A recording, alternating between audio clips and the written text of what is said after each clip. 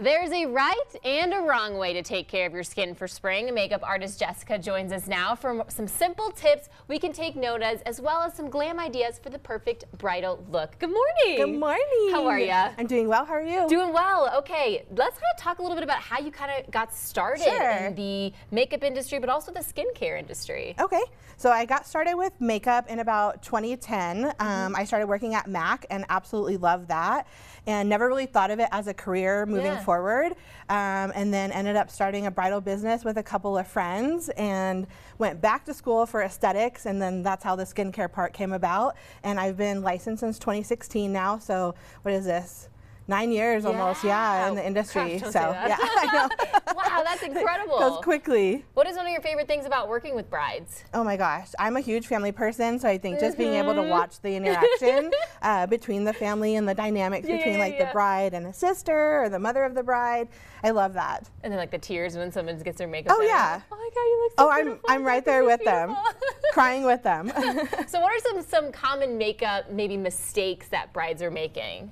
Ooh, common mistakes. Honestly, I think it's not prepping for your skin ahead of time, not taking the time. You invest so much money on your wedding day, right? You buy a dress and thousands of dollars on a venue and photographer and all the things. People, gifts. But makeup kind of always seems like a little bit of the last part of that. And so I think that the biggest one I would say would probably be not addressing their skin well ahead of time to prep for wedding day. What are some of your go-to products? Oh, well, we'll talk about blush a little bit, but go-to products, I love skincare, so I think a healthy skin glow, really prepping a lot with the products that I put on before I even get to the actual makeup portion of it, I think is so important. And then bringing life back to the skin with luminizers and a little bit of glow and obviously blush, which I love. So. Okay, so you mentioned that you have a love for blush. So how are you able to incorporate that into your bridal makeup looks? And what do you recommend for making it last long? Great question.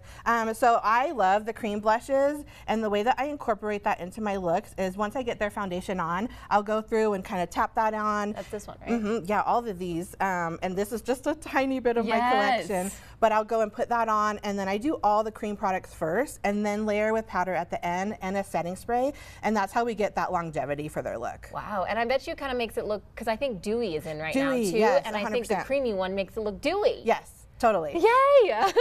All right, so spring is in the air. Let's go into the skincare kind of aspect and advice and specific tips and tricks that you have for people as we go in from the winter to the spring. Okay, so most of the time I do recommend my brides start, if they can, at least 6 months ahead of time for their skin prep. And I do recommend coming in. I am a licensed esthetician as well, so I do recommend a full skincare routine. Dermaplaning is one of those, which helps kind of get rid of any dead skin and vellus hair on the face. And your skin, and when you put your makeup on after you dermaplane, it's actually glowy, right? Which is what we're going for. It looks so good. Yes. So I did bring a couple products here. I use cosmetics. I did choose this line specifically because they are a clean, clinical, and luxury brand. And that's kind of how I feel like my business is as well. So I wanted something that I could retail to my clients. I have a DIY facial kit here with some micro masks that they could put on for hydration. Our famous eye cream here just won an award. So all the things coming in for facials monthly if they can, leading up to that. I'll also do microneedling, so they could do that ahead of time if they wanted to. But yeah, starting ahead of time, really to get that time in. Number one tip right there. For your Start skincare. Now. All right, so how can people get in the booking process, maybe for you to come make them look beautiful as a bride, or maybe they want to see you about their skin and getting that refresh and, hey, it's time to take that next step in the skincare world? You can contact me through my website, which is www.jessicafaybeauty.com. I do have an inquiry link on there, and there is actually a link directly to scheduling through the salon as well, which is on my last page. So you could do that, and then I'll reach out to you and we'll get you booked. Woohoo!